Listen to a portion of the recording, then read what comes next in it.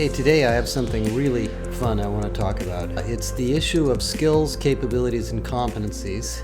I want to help sort that out for everybody. And then I want to introduce you to something we've been working on for about 2 years here called the HR Global Capability Project, which is really exciting.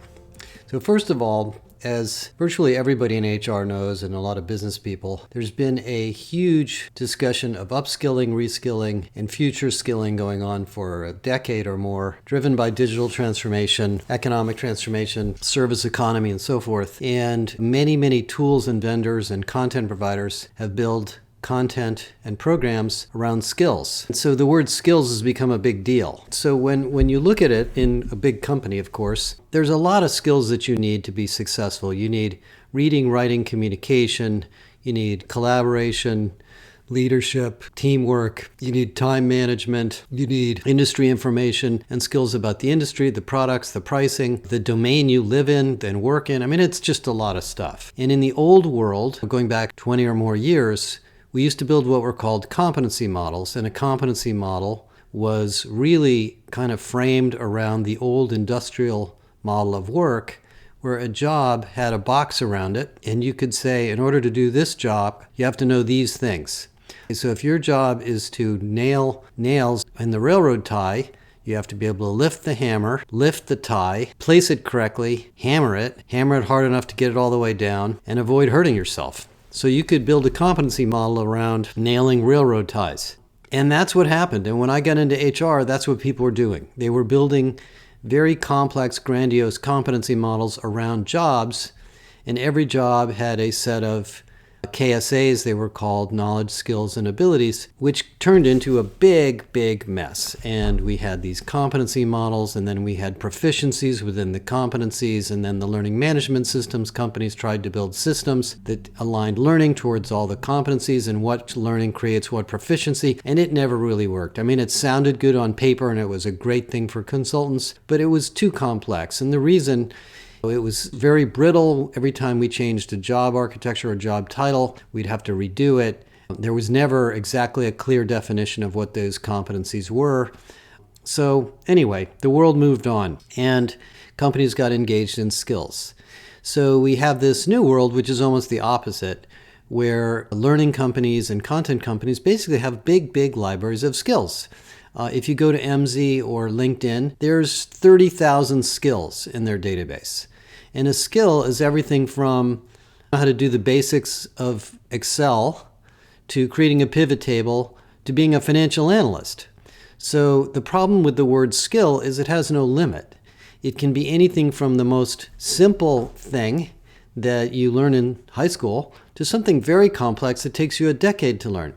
So what we've found in all of our research and all of my experience in HR is that the word is a great word, but it's really difficult to apply. And so what's going on in companies now is something that we discovered in the Josh Bersin Academy.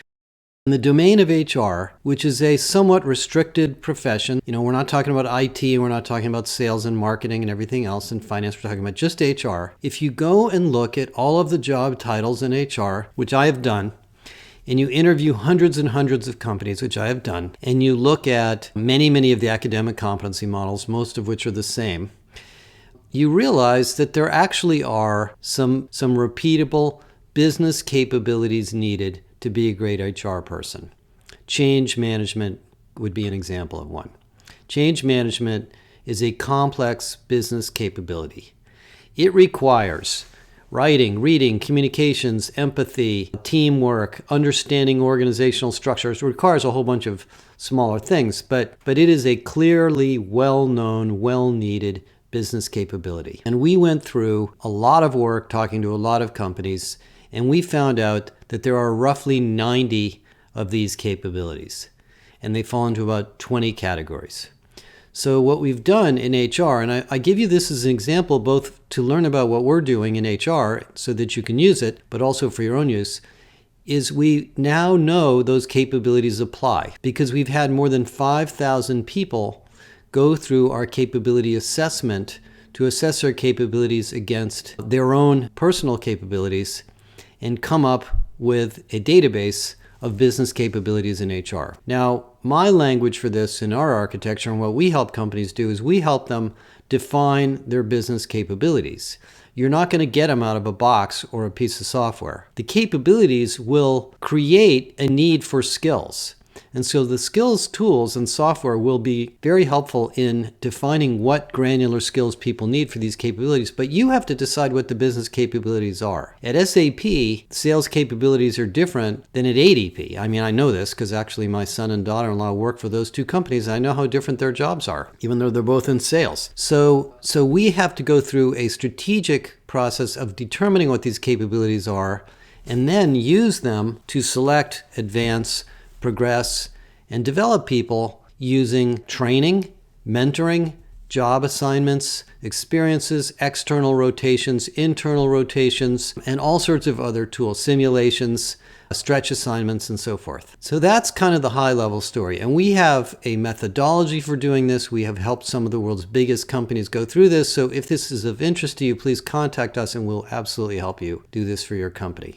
Now let's talk about HR. What we're introducing this week is something we call the Global HR Capability Project. And as I've told many of you in the past, I had the experience of going to a lot of HR people with our academy and them saying to me, what's the competency model? And I kind of, hemmed and hawed and didn't really have anything. And we came up with this. And so what we've basically done is we've developed 90 business capabilities. They will be updated regularly once a year. And a set of tools for you to assess your capabilities as an HR professional, your capabilities as an HR team or HR function, and do a whole bunch of exciting things. You can go through our HR capability assessment, which takes about 15 minutes, and immediately get a capability profile of how your capabilities compare to other people in your tenure, role, level, or company size. You can then use our capability accelerators, which are carefully designed learning journeys that include learning, collaborative experiences, and job assignments to help you build those capabilities. You can join our academy and meet people who are mentors and peers to help you with your capabilities. We can do what we call enterprise capability audits. We've done this for about 40 companies, where we can go through your HR function and look at the capabilities within and across your HR team. And it tells you some fascinating things. You'll find out that you have wide variations within one given job class and within different geographies and within different business units. And it gives you tremendous insights in how to better manage your HR team and how to better develop and improve your HR team. And then, of course, you can benchmark yourself against other companies with the enterprise capability audit, because it will show you where your capabilities are high or low relative to other companies in your industry or other companies of similar size. Now, this is an incredibly powerful thing we've done. It wasn't easy, and I don't think I would have been capable of doing this if I didn't spend the last 25 years as an analyst in HR, but we think it's a groundbreaking solution for the profession.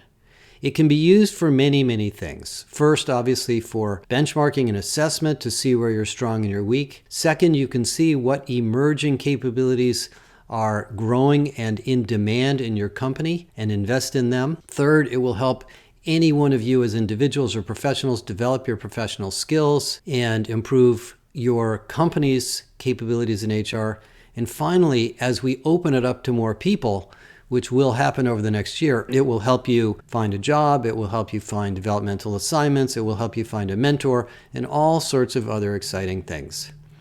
Let me add one more point. We call it the Global HR Capability Project because it is a project, and it is a never-ending project. Every year, we're going to be updating the capability model. Every year, we'll be updating the capability assessment. The benchmark data will grow rapidly. I anticipate that by the end of 2021, we should have several 100,000 people in there, maybe more like 500,000. And you will be able to identify the future needs of you and your company and your HR department. Now, we're only doing this in HR, and that's big enough for us. And we have lots of activity going on to do this, and we have lots of insights and research that help us with the process. The next thing for you, of course, is to do this for your company. Do it for your sales organization. Do it for your product organization. Do it for your marketing organization. Do it for the most strategic parts of your company, and we'll show you how to do that. And one of the fundamental principles underneath our model is this idea of what we call a full stack HR professional. Full stack taken and borrowed from full stack engineering, where engineers can learn about the hardware, the operating system, the middleware, the application, the front end, the mobile interface, the HTML, the graphic design, from very bottom to top. We have exactly the same thing in HR. There are HR practices to learn. There are business and industry skills to learn. There are leadership and management skills to learn. There are vendors and technologies and data skills to learn.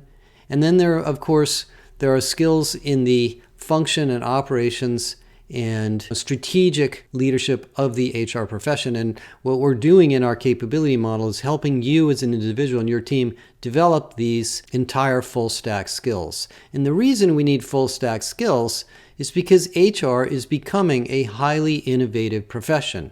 If there's anything we learned from the pandemic, it's how rapidly changing talent practices and people practices have been. And in order for you to be creative and understand the intersection between the different pieces, you have to be pretty cross-trained and pretty horizontal in your awareness and knowledge. Now, we all still have what we call T-shaped careers, where we're deep in some areas and horizontal in other areas.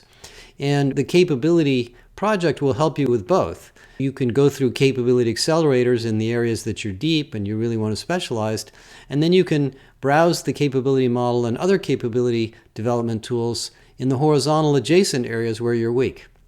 And you can compare yourself against others in the horizontal adjacent areas and say, I need to know more about DEI. For example, we did discover, by the way, that DEI is one of the lowest rated capabilities in HR.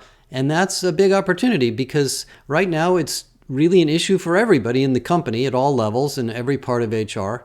And using our model, you can immediately broaden your awareness of DEI and become a specialist if you decide, or at least a deep generalist, as we call it, in that domain, in analytics or whatever area you might be interested in, recruiting, sourcing, whatever. That is a little bit of an overview. That is about the general issue of business capabilities and the Josh Bersin Academy Global HR Capability Project.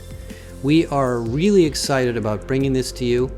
All Josh Bersin Academy members will automatically have access to the capability model and assessment. If your team or company is interested in doing an enterprise audit, please let us know. We'll do an enterprise audit for you.